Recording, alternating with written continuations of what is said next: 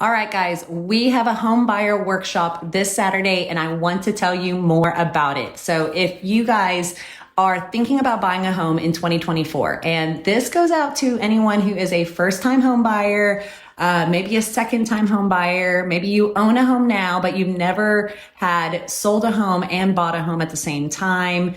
Maybe you're just curious of what is happening with these mortgage rates, right? Because if you're thinking about making a move last year and maybe you put a pause on it because the market didn't look too friendly, we want to help educate you and prepare you to know when is the right time to move, because we're not saying it's the right time to move for everybody. But if we can help educate you on what is happening in the market right now, what is going on with mortgage rates, what is the best way to prepare yourself for buying a home in 2024, please join us this Saturday at our Roanoke office. Myself and one of my preferred lenders, Jeremy, is going to host a workshop, and it's going to be amazing, and we hope to see you there. So if you have someone you know that would benefit from a workshop in person, please send them this information. And if you have any questions, send me a message.